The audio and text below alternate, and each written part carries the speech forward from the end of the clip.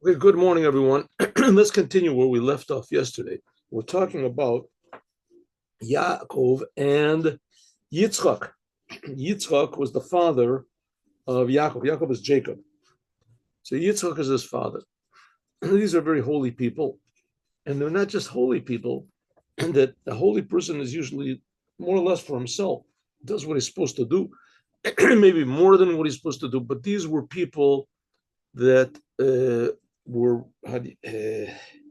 let's say, they changed the whole world. They changed the whole spiritual and physical existence of the whole world. Spiritual, they changed because they made it godliness more accessible. And as they went around and advertised the fact that there is such a thing as a creator of the universe, and that this universe, especially this physical world, is very important. And that's how they changed the spiritual. They made God more accessible. The whole idea that there is God that cares. And that's how they changed the physical, the spiritual world. The physical world they changed because they changed people's attitudes toward this. That people started actually, at least that was their goal, that people could actually devote their lives to improving the world every instant according to God's standards. Oh, let's give charity. Before we start off, we'll give charity.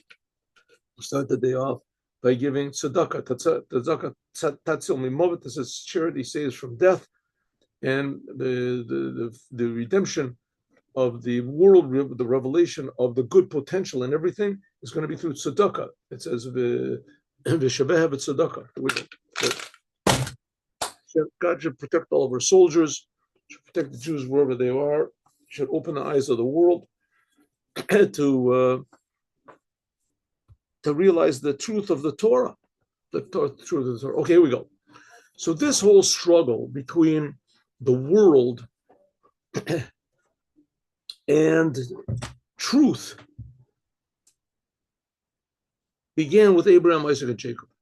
Let's make this a little bit bigger here. 1 second. One second. Give me a minute. Oh, yeah.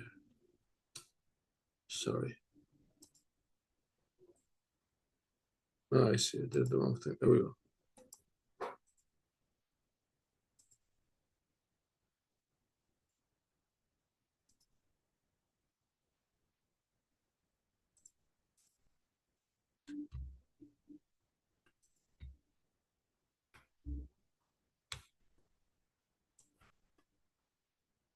Okay, so God, how does the story of the Bible go? God creates the world, and the world conceals God. The world seems to be something separate from God. And then God creates man in order to rectify this whole thing, to make something brand new, that God should be revealed in the world.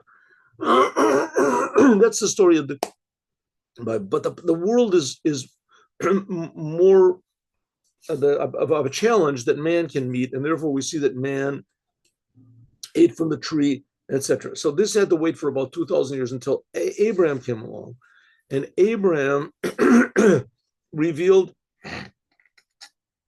this secret that the world was created for a purpose, and everything in the world has a purpose, and that the fact that the world hides over and conceals godliness, that's the reason that the world is created, so that we will rectify this, make a new thing. This is also called giving God pleasure. God gets pleasure when we do what he wants to. Okay, so the first person to really get this was Abraham. The big problem with this is you have to go, a lot of times you have to defy, not just to defy, you have to transform human nature.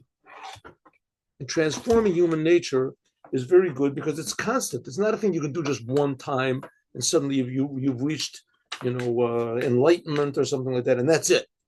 You're finished. I mean, it could be that you could reach enlightenment or something if you go into a cave and just keep separate from all humanity. But as soon as you get close to people, then all of a sudden egotism kicks in somehow or other. And you stop doing what God wants, especially because we realize that what God wants is that he has a very exact plan of what to do in the world. And it's not just to be calm and tell everybody else to be calm. It's the active, positive things you have to do in the world. And this is what Abraham realized. Okay, so Yitzchak was the only one that really got this point. Yitzchak. And he got this point, and then afterwards Yitzchak gave birth to Yaakov, and Yaakov also got the point. Yaakov got this point. But then there was Aisav. Aisav was the twin brother of Yaakov, and Aisav got exactly the opposite point. He said, if there's a world, and the world is here, and God created it, so why not just do what the world wants? Just do what our nature says. Just, nature is part of the world. Just let nature rule. The one who's, rules more of nature, he is more successful. That's the name of the game. So you try to rule the whole world, and that's what we had. Nimrod did that in the time of Abraham. So Nimrod ruled the whole world, and there's other people since that. There was the Nazis, the communists, the Romans conquered the world, and the Greeks conquered the world, and everybody tried to conquer the world except for the Jews. I mean, pretty much everyone. Spain tried to conquer the world. England tried to conquer the world. France tried to conquer the world. We didn't try to conquer the world. But to pretty much look at anyone who claims that the Jews are trying to conquer the world as a sign that they tried to conquer the world. And this all comes from Aisav. Aisav's whole thing, Yaakov's twin brother, that the whole thing is just the world and to conquer the world and to get as much power and pleasure, whatever it is, as you can. So Yaakov opposed this. Yaakov is opposite. Strangely, we see that Yitzchak wanted to give a blessing to Aisav. At the end of his life, where he felt his days were coming near, really had a lot of life left, but he was he felt that his end was near, so he called Aisav and he said, I want to bless you. And Aisav's mother overheard this, Rivka, and she took Yaakov aside and said, listen, your father wants to bless your twin brother. It's really bad news. I'm going to tell you a trick. You got to do a trick. And he does this trick. He puts fur on his arms, etc., like that. And he steals the blessing. He steals the blessing. Okay, the question is, why did Yitzchak want to bless Aisav? Why? Okay, it's true that in the end, he didn't bless Aisav. But he thought it was Aisav that he was blessing. Why? And he told Aisav, come, I want to give you a blessing. Why did he want to bless him? So the Rebbe is starting to answer like this. Where does bad come from? Where does evil come from? Evil is a creation of God. God wants there to be evil, or more exactly, he wants there to be the potential of evil in the world. He wants there to be. That's the whole idea of the world. The world itself, the word world in Hebrew, is almost the same word as concealment, olam and helam. God wants to be concealed. That's why he created the world. 6 days of creation, very complicated.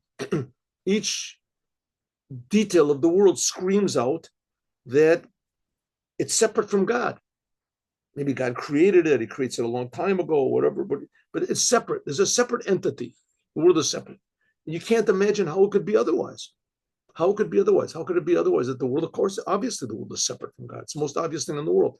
But it's a lie. It's not so. That's what it means. The world is a lie. Alma de Shikra. The world and everything in it, in fact, is not separate from God. Even though it seems that it is. It's a very believable lie. And it's been a lie that's been very successful for over 5,000 years. According to modern day science, it's a trillion years, a quadrillion years, whatever. But that's a lie. The fact of the matter is that everything in the world is being created by God, and it's being created by God for a purpose, and we have to use it. And Aisav wanted to destroy this idea. And Yitzchak, for some unexplainable reason, wanted to bless Aisav. Why? Okay, so the Rebbe explained yesterday that the fact that evil comes from God means that something in it must be good. There must be something there that is really good. In fact, that's the whole reason the world was created, so that we will defy or transform this evil. That's the whole reason the whole world was created. In other words, we will defy or transform evil. So God, in a way, wants there to be this evil in the world. He wants there to be Aisav, but he wants Aisav to be here. Excuse me one second, I just noticed something. He wants Aisav to be here so that we will transform Him. It. Transform it.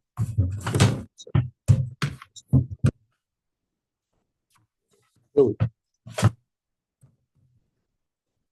And we will transform it. That's what God wants. Okay, how can we transform evil? How does this work? This is, well, there's a plug. There's a plug. God creates evil. It's like a plug. We said this yesterday. Right? You have a plug here, right? It's a plug. So there's the place where the electricity comes from, and you hold on to it. And then there's the place that goes into the socket. So this place that goes into the socket, let's say, right? This is a metaphor. This is like the power which actually of God, which is inside of evil. But then there's over here, there's the place where you hold on to, and that's the godliness which provides this power.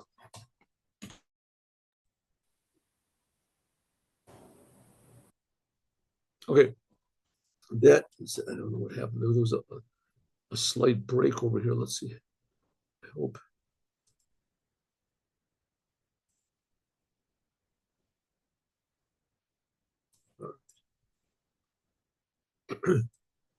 This interruption over here, something happened. Okay. So we say this part of godliness, which comes into the evil, that's called the 10 crowns of defilement. Why does this exist? How does God keep evil in existence? This is because Chel Bala Vayaki Eno, that power is swallowed up and vomited. That evil is a creation of God, which is designed to use God's power to defy God, to be selfish. It says at the time that man rules over man for bad, that it's bad for him, bad for everybody. There's what's called everything in the side of evil is as a mirror of what is good. So just like in good, there is the image of God on the throne, and man is made in that image, but there's also evil man, Adam Bilial is called. And that also looks like man, but really, in fact, it's opposing the man on the throne. It's opposing God. You use yourself for exactly the opposite of what God wants. But God made the world in such a way that it feels good when you do that. And you get success even in the beginning. What God. It says, how is it that's the idea of the sparks? We talked about this yesterday. The sparks that fell in the beginning of the creation and the breaking of the vessels. Like it says, V'yimlach v'yomos. It says that he ruled and he died. There were kings that God made, evil kings, it says, that God made, the kings of Edom. And they ruled and then they died. The whole idea of death was brought into the world by Adam when he went against God. He used his power of free choice to choose to be separate. Afterwards, God created the world. Why not be part of the world? It's part of the creation. It says that was the choice we have to make between what is real. Is what's real what we think is real? Or is what's real what's really real? Godliness. The world is God the boss of the world? Is it God's world or is it our world? Well, Adam, for a couple of seconds, he said it's my world, and he made the wrong choice. Because of that, it says he brought death into the world. Also because of the sin of the tree of knowledge, like it says in Sefer Gilgulim, so the potential for evil was already there, and Adam grabbed onto it, the sin of the tree of the knowledge, like it says in Sefer Gilgulim, the book of incarnation. It's a book written by wisdom of the Arizal. Therefore, nimshach lehem chayus. There's life drawn into the power of evil also, and this is the secret of what's called exile. Like the rabbis say, Lo Gali Yisrael, Elul Hosif Aleim. Girin, the Jewish people were scattered around the world in order to fix up these sparks of holiness, to elevate them. Also, Aisav. Aisav also had these same sparks of good in them. The Jewish people were here to elevate the bad in the world, to take out this good in the world. That's called the 11th. He said we had the 10 sphere of evil. That's represented by this, which goes into the evil. But then there's godliness that holds on to that, puts it on. That's the 11th. That's like the handle which connects between holiness and separateness. That's what's called the 11th ingredient. Remember we talked about that? Well, that 11th ingredient, that's the good which is in evil. And that's what he said. And from that, that's the good that came out of the non-Jews, like Rabbi Meir and Onkelos and Shmai of Avatalion. All of these were converts or children of converts. Ovadia was the prophet Ovadia. And some of the clearest prophecies about Mashiach also. Ovadia. And from them, because of this good, this little bit of good that Aisav had in him, as Aisav was able to trick Yitzchak.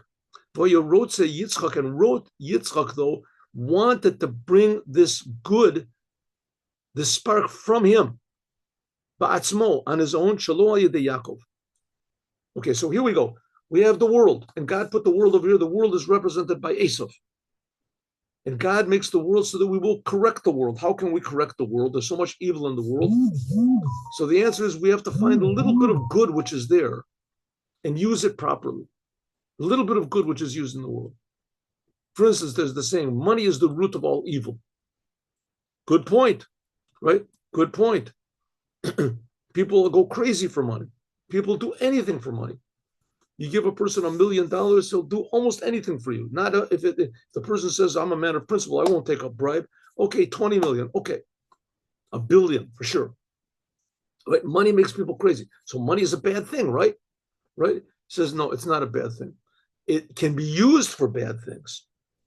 But in its essence, it's a good thing. That little bit of good, you have to take out. That little bit of good, you have to use properly.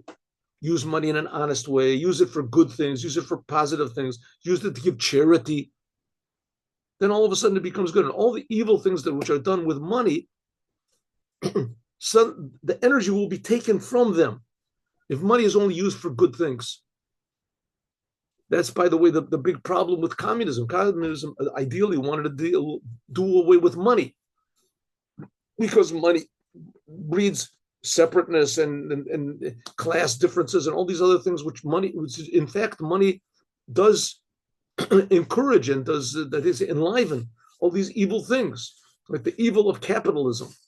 They got a good point. I mean, it convinced hundreds of millions of people that capitalism is evil because it's based on money and we're going to do it with money and the government will take care of everything. But it's terrible. Why is it terrible? Because if there's no money, there's no charity. You can't do good things with money. There's good things you can do with money. So that's the way to fix up the evils of capitalism and everything. Just do good things with money as an example. Beauty is another example. Is beauty a bad thing? Right? Maybe the classic example we can use is sex. Is sex a good thing or is a bad thing? Terrible, the worst thing in the world. Right? There's the religions. You want to be holy, you have to not have a wife, not have anything to do with the sex. That's not so. That's a big lie. If there was no sex, there wouldn't be any people. But it has to be used only for marriage, only between a man and a wife. And all this misusing that there is in the world. I mean, the world is really just, it's just become tremendously decadent and crooked and everything like that because of the world. But that doesn't mean that the whole topic is bad. Right? That doesn't mean that the world is bad. There's a lot of these religions that say that just the world is bad. You just got to get out. You go to heaven. Judaism says, no, you have to fix up the world. How do you do that? By taking the good which is in the world and using it according to the Torah. Oh, so Yitzchak knew this, and he knew that Aisav represents the world. And he knew that Aisav was bad, but he also knew that the source of this bad is God. God is enlivening him. God is creating him. He could take this good which is in Aisav and elevate it. So Yitzchak thought he could do this, elevate Yitzchak I'm sorry, Yitzchak thought that he could elevate Aisav not by means of Yaakov. Okay, what's Yaakov's thing? What's Yitzchak's thing? Again, remember what we had before? We talked about yesterday. The Torah doesn't tell us very much about really what Abraham, Yitzchak, and Yaakov, what really they did in their qualities, just more or less how they reacted to the world. But it doesn't tell us about, that they were holy people. Like at Noah, it says he was Ish Tzaddik, etc. So the main thing it tells us about Yitzchak, and even when it does tell us, Yitzchak, Abraham, it doesn't tell about any particular miracles that they did or raised the dead or jumped over mountains or something. So Yitzchak's big thing was he dug wells. What does it mean to dig a well? What does it mean to dig a? You go in the middle of the desert. It's a place which is uninhabitable, total wasteland. The scorpions, a dangerous place, terrible, right? Bitter cold in the nighttime, boiling hot in the daytime. You can't plant anything. You can't live in. There's no foundations. It's all sand. It's terrible. Nobody wants to live. Who lives there? He dug and he found a well. You find a well. All of a sudden, what happens? Everything changes. One instant, the well comes out. Water comes out. It starts around the well. All of a sudden, it's wet. It's wet. It changes things. Animals start to come there to drink. Right? Animal happens to be people that wander through. They make a stop. They stop off. They can drink. You can irrigate your land. You can make more and more water. Maybe a tree will grow over there. Maybe you come and make there's a little bit of shade. In the desert, there's no shade. There's nothing that grows over. All of a sudden, there's shade. All of a sudden, there's shade. It regulates the temperature a little bit, right? And more animals come, and more people come, and more this because a well, put water, everything changes, and it changes in an instant. That's what Yaakov thought he could do. That's what Yitzchak thought he could do. Yitzchak thought, quick fix. He's going to fix up Aisav. He's going to give him a blessing, and this blessing will open up his mind, and he'll say, wow, I realize what a mistake I have made, and he'll fix him up, because that's why Aisav is there, to be fixed up. That's where the world is here, to be fixed up. In order to do it, though, it's very delicate. You have to find the good, and you have to change it exactly according to the Torah. And it has to be personal. It can't be a thing that's, the mechanical. You have to really find something that resonates by Aisav, which will encourage him from inside to say, I'm not going to do what I want to anymore, even though he's really good at it. It says that Aisav was a big murderer and a big robber, a big rapist, and he was really, really good at these things. He was a big leader.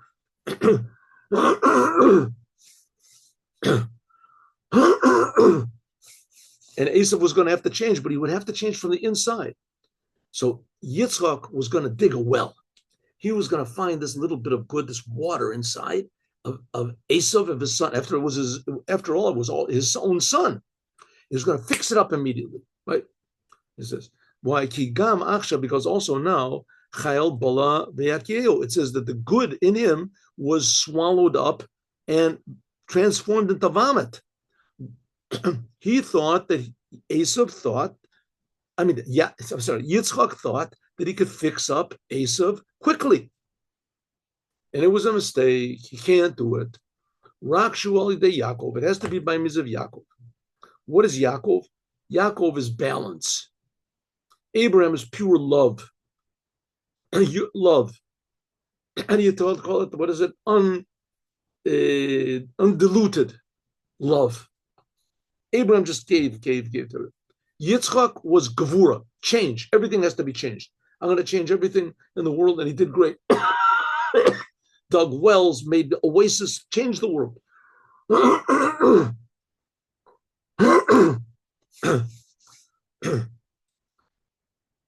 going to change, but there are some things you don't have to change, and some things which can't be changed immediately. Some things you have to wait. Yitzchak didn't want to wait. No, he's going to change everything immediately. He's going to change. Yaakov was gradual. Yaakov is balance. Shubichin is zer anpin. Yaakov, this is the emotions of God. It's called zer anpin, small faces. Shekal or orot, that all of the lights of God from above are included in it. right side, left side, middle, balance. V'hu mitlabesh, this is in Yetzirah, in the world of Yetzirah. Yetzirah is the world of the emotions of God. That's the world of the angels. In the weekdays, Avdu Zaken Beso, in the level of the elder of his house. That was Eliezer, to elevate everything from there. Remember? So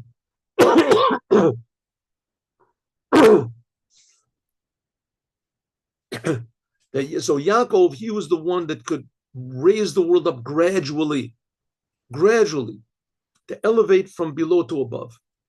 But Yitzchak, he wanted to be not by means of Zeranpin. He didn't want it to be any gradual. He didn't want any balance.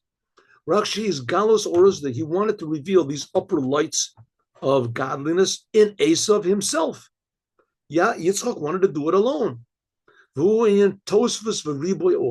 He figured he would give him a big blessing. And this big blessing would suddenly wake him up.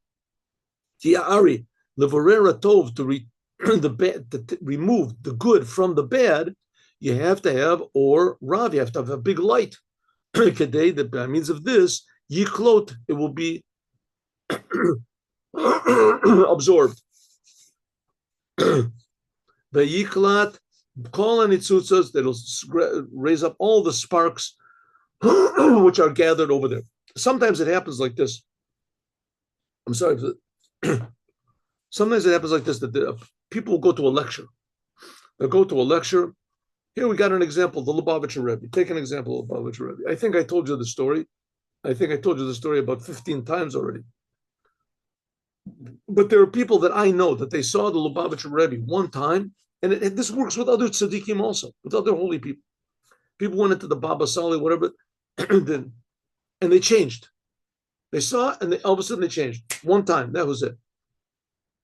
They went by the Lubavitcher Rebbe just to receive dollars. They were totally not religious.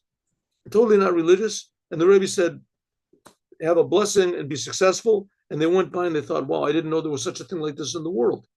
This is purely good, right? This is the person really believes in me. I'm a Jew. And they went out and they changed immediately. They changed their whole self. Okay, usually people that happen like this, usually, not always, unless they have a background or something, usually, what do they say? Easy come, easy go. You get a big blessing, it changes you suddenly, you wake up, wow, I am a Jew, I didn't realize this. But it doesn't give you the ability to deal with the changes of the world. And the world is very real. And there's, like we say, there's things about the world that are very good, that are good. And eventually a person gets depressed a little bit, doesn't get that same, he's not in front of the Lubavitcher Rebbe all the time. And even if he was in front of the Rebbe, you get used to it. You get used to it, like the Jewish people in Mount Sinai. So God revealed himself at Mount Sinai. It says their souls jumped out of their bodies. And they all heard, don't worship any idols, only worship the God that took you out of Egypt. And everybody said, oh, we'll do it 100%. Wow, anything you want, God will do. Right? And 40 days later, they worshiped the golden calf. Some of them passively, some of them actively. Why? Because if things are done quickly, too quickly, so a massive change is made, but it's not permanent. It's not really done. And that's what Yitzchak wanted. And Yitzchak wanted to change Aisav immediately and permanently. That's what he thought he could do. But you can't do it that way. The change has to be in a balanced way. Therefore, he says, Yitzchak wanted to give him a blessing, or Rav, a tremendously big light revelation of what is good, what is true. Yitzchak gave to him, Kadei, in order that by means of this, Yiklot, should be absorbed, all of the sparks which were inside of Aisav should suddenly be elevated, released. All of Aisav's talents to do good would be directed to do good. That's why Yitzchak gave Aisav the blessing, V'yiten l'cha Elokim, that God should give to you from the dew of the heavens. What is this dew of the heavens? This wasn't, what type of a blessing is this? Yitzchak gave Aisav, he thought it was Aisav, it was really Yaakov. He gave him a blessing. May God give you from the dew of the heavens. What are you going to do with that? What do you want to do with heavens? What's it going to be wet all the time? What does that mean? It says this is Tala Da'atika. This is what's called the dew, which is going to raise the dead, it says. This is a tremendous revelation of pure good and life. It says the Tala Da'atika, that it pours down into Zeranpin. That's the level of the heavens. And from the fat of the earth. What is this fat of the earth? What does that mean? Fat is chachma. Yitzchak is telling Aisav, he's giving him these tremendous blessings of the essence of life, like going to the holy temple, going into the holy of holies. It says Abba Yisad Brata. It says that Abba, that's the level of father. That's chachma, God's wisdom, God's life force. This is the foundation of the physical world. And Nikra Eretz, that's what's called the earth. The Ratzal Hamshir, that's what Yitzchak wanted. He wanted to draw down this dew and this oil. We said dew is this level of atik, the inside of what's called the crown of God, and shemen, which is the wisdom of God, from above. That by means of this, that this would elevate all the sparks of Aisav, like we see when the earth, when the sun shines on the earth, and the earth gets hot, shoev lachluchis, all of the dampness of the earth evaporates. Eid yalem in orts. So yeah, all these sparks which were in Aisav, this tremendous potential to do good, this amazing genius that Aisav had to make changes in the world, Aisav was presently using them all for selfish things and for bad. And Yitzchak thought he could just reverse the whole process in an instant. He would give him a big blessing. Suddenly Aisav's personality would change and he would become a different, what am I doing? He would change himself. And also the same thing like a small candle, when it's put near to a torch, Gedola, or the light from the candle jumps into the torch. So it was also by means of this upper ray of godliness that Yitzchak wanted to give this blessing. It draws all of these sparks that fell down below. That's what he thought he could do. Now, is this real? I mean, can this really be done? But we saw by the Lubavitcher Rebbe, there were a lot of cases, and there's other tzaddikim also. There's stories about other tzaddikim that I know of. I mean, and there's Moroccan tzaddikim, the Rabbi Abu Chatzera, and there's Rabbi Pinto. There's others. There's also the Ben Ishchai from Iraqi tzaddikim. There's other that they were able to give a blessing to a person that was sick, and suddenly the person gets better. The person was sick and he gets better. But how does that happen? How does it happen? I don't know. I have no idea how it happens. But I do know that they gave a blessing, and this blessing somehow or other transformed all of the bad to good. All the bad, the germs or whatever was inside of the person, it suddenly became good. There's stories, I know people, that they had big tumors, and they wrote into the Rebbe of a blessing, and the tumor went away. It didn't work. It wasn't like an ATM machine that it worked all the time, but it did work sometimes. Then there's other times when simply you just have to wait, and that's usually what it is. It has to be a gradual process. There was it has to be a gradual process. There was an amazing thing which always amazes me. There was a man. His name was Mr. Chase. He was a wealthy person. I don't know exactly. I'm not acquainted that much with the whole thing, but he was a wealthy man. And he was a normal American Jew, totally not religious as far as I know. And he got introduced to the Rebbe. I don't know the stories, but in any case, he became just enchanted with the Rebbe. He became enchanted with the Rebbe, and the Rebbe never really demanded from him that he should do any commandments. And he knew the Rebbe for a couple of years at least. And when the Rebbe was 70 years old, he sent the Rebbe a greeting, whatever. I think he used to also donate money to Chabad. And the Rebbe said, listen, I'm not a person that asks for favors, and I don't want any gifts. But from you, I think we're good friends, so I want to ask you to do me a favor, and I want you to give me a gift for my birthday, my 70th birthday, and I want you to put on tefillin. And my office will send you a pair of tefillin. And the guy was, he was a millionaire. He could easily buy tefillin. Tefillin costs what, $1,000, $2,000. He said, I'll send you a pair of tefillin, like you put it on every day. But the Rebbe had known him for years before he asked him to do this. And the same thing, people used to go by the Rebbe, thousands of people every Sunday, the dollars, and the Rebbe did not demand from them that they should put on tefillin. Once in a while he did. Once in a while he did, that they should light candles. Of course, the Rebbe wanted every Jew to do all the commandments. There's no doubt about it. But some things have to be done in a gradual way in order for them to be permanent. I don't understand the mystery, the whole mechanics of the whole thing. But it's based on this. Yitzchak, if Yitzchak would have succeeded in fixing up Aisav, then there wouldn't have been any of the troubles of the Jewish people for all the generations. Now, this happened almost 4,000 years ago, which means there wouldn't have been the destruction of the first temple, and there wouldn't have been the destruction of the second temple, and the Jews wouldn't have had to go down into Egypt, right? There wouldn't have been any evil in the world. There wouldn't be any, the Romans, the Rebbe wrote that it could be the destruction of the first temple and the second temple. Each one was worse than the Holocaust. A bigger percentage of Jews got killed, massacred, babies.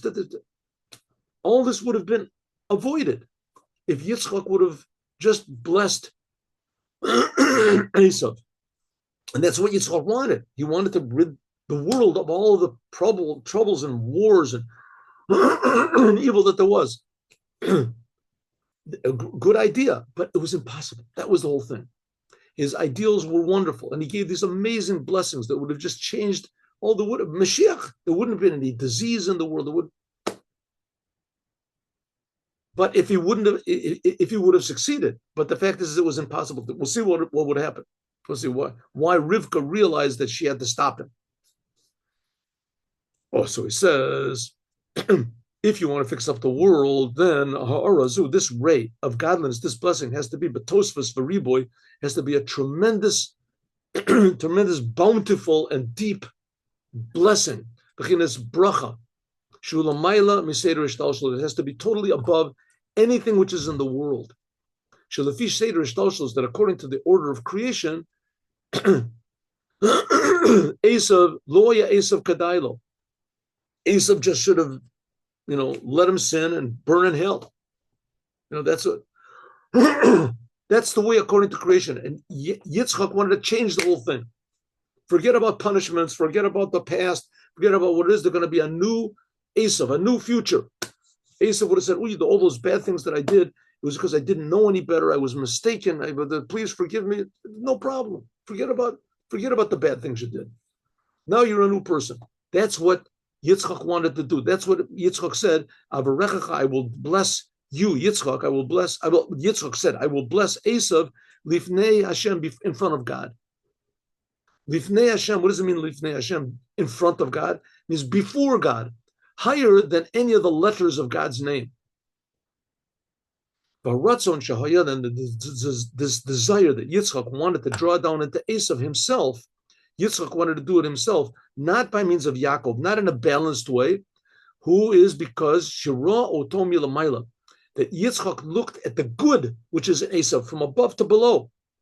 That was this level of lavona. We said that's the 11th ingredient in the incense. That the incense, it says, was the antidote to evil, of antidote to death. But what was the antidote to death? Because God is enlivening the world. He's enlivening all the bad things. And from that point where God is enlivening everything, that's called the lavona. That's called the 11th ingredient in the incense. He looked at that and he said, this, I can pull it out from there. I can grab onto this lavona and pull out all of the bad. Pull out all the things that are enlivening the bad. Shehu bechinas makif. This is a surrounding level. Therefore, Rotzelam Shechbo. Therefore, Yitzchak wanted to draw into Aisav Gilei makif, this revelation of this surrounding level. In other words, the essence of God, the purpose of God, why God created the world, very boiler. So we wanted to just give him such a good thing, a big kiss, a big love, a big blessing, pure godliness. He would realize it, and that would change him. But he made a mistake. She'ein Aisav kadai. Aisav would not be able to receive this blessing as he was. It has to be done by means of Yaakov, by means of the Jewish people, thousands of years of suffering. Shelafi, that because if this blessing would have been drawn down into Aisav, then one of two things would have happened. Yivla chas v'shalom, it would have just increased his energy, his life, like it was before. Either Aisav would have used these blessings really to do super bad, or shelo yiyeh mibechenes Aisav klum, or Aisav would have just been dissolved. Aisav would have said, "Oh, how did I do these terrible things? I feel so bad. I feel so this." You wouldn't know what to do with all this good that he got. Like people that win the lottery, they win on $1 billion. They don't know what to do with it.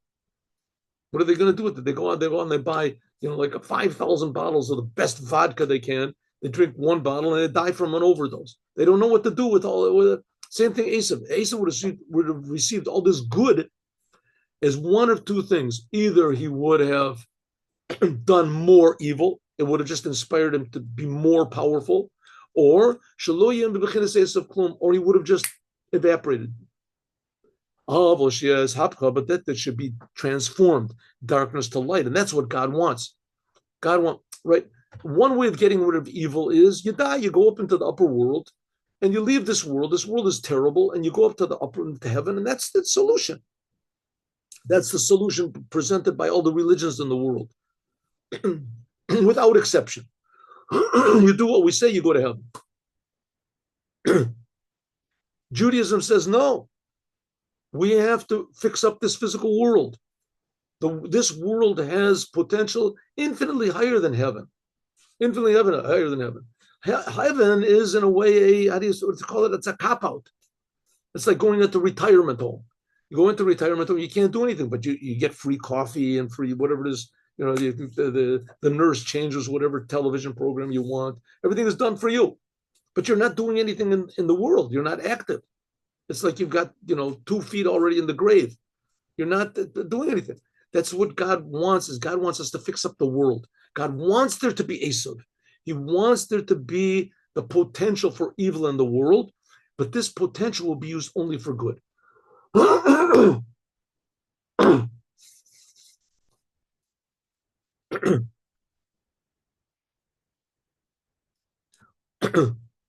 To transform darkness into light, or marira lamiska, and bitterness to sweetness. You can see an example from this. I think you can see an example. There's these people. This is an old theory already, an old theory. I remember when I was in university, they were talking about this, a big thing, right? In the 60s, even before. Too many people in the world. Too many people in the world. You got to get rid of people. There was Planned Parenthood and this, too many blacks in the world, right? In Africa. Do what you can, get rid of. Too many, right? Non-Europeans and whatever sick things they can. Too many people. The fact of the matter is that every person is a blessing.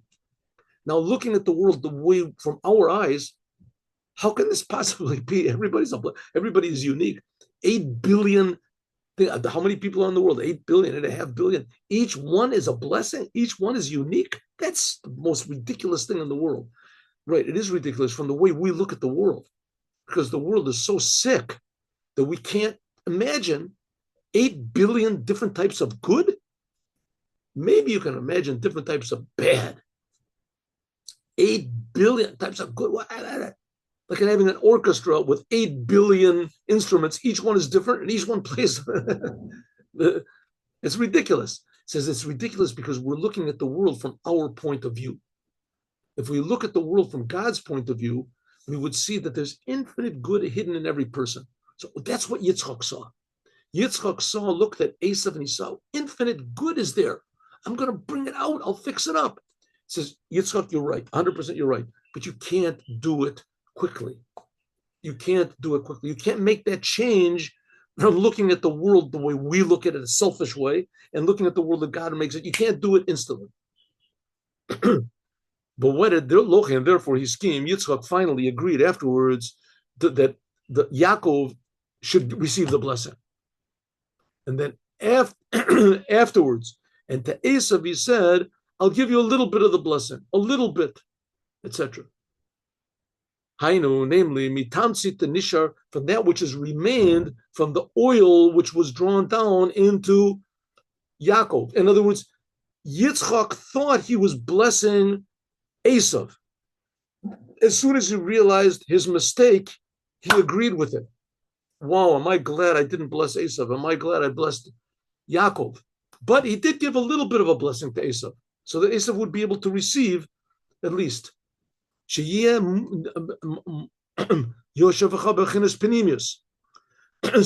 the blessing that Yaakov was going to give him through the thousands of years would be accepted in an inner way. It's only from above. Makif bilabad, surrounding. But that achicha ta'avod, you will serve your brother, you will be surrendered to Yaakov, and by means of this, you're going to have an elevation. So maybe we can just take it in the simple way of the world now. I mean, the world now is in the United Nations, for instance. So they came out like one person, like one group, all of the members, except I think for America, whatever it is, they came out against Israel. They're all against Israel.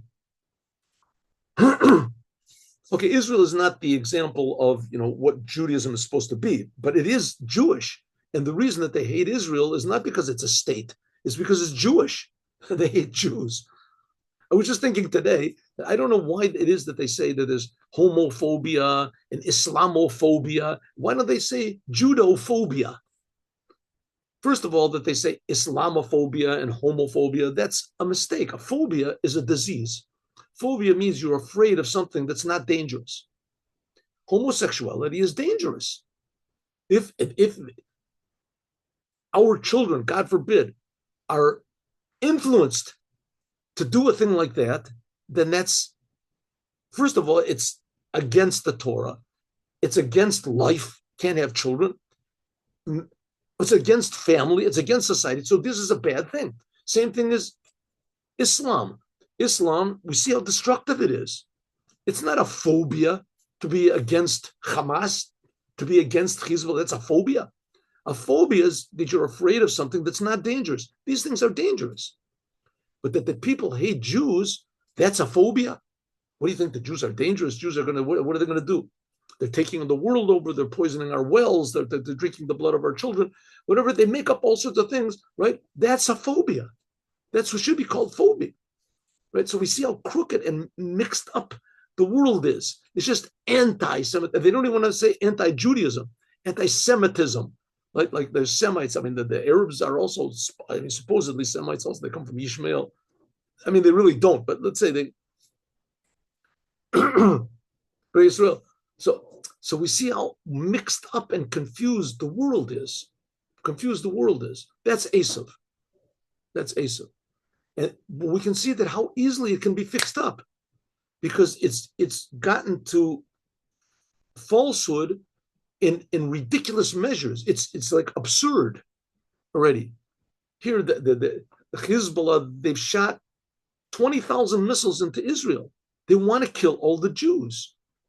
I mean, it's just an amazing, amazing, amazing, amazing miracle that people just don't get killed in Israel. The bombs all miss, they all, whatever it is. Amazing miracle, right? And this Iron Dome, whatever it is, so it takes out half of the missiles. So you got 10,000, only 10,000 fell. Right? You can imagine if New Jersey shot one missile into, Massachusetts or something like that, and declared war, that would be it, right? There's 20,000. And what does the United Nations do? Israel is guilty of genocide. Right? And what's genocide? Who are we trying to kill? Palestinians? There's no such thing as Palestinians. There's no such thing. Never was. They don't have a stamp. They don't have so it's the falsehood has come to ridiculous proportions. Ridiculous proportions. And that things can change around. It's not so difficult to imagine. Not difficult to imagine. right? They all they have to do is just treat Israel like they treat the Hamas, right? It's very simple. Treat the good guys like they are now treating the bad guys, right? And instead of trying to find some sort of good in Hamas, see the good that exists in the Jewish people. There's not so difficult, but we see that it's taken a long time. And it says that's the whole idea that in the future that the whole world will be fixed up. Aisav will be fixed up, but it had to take a long process by means of Yaakov, little by little educating the entire world, as we'll talk about more, God willing, tomorrow.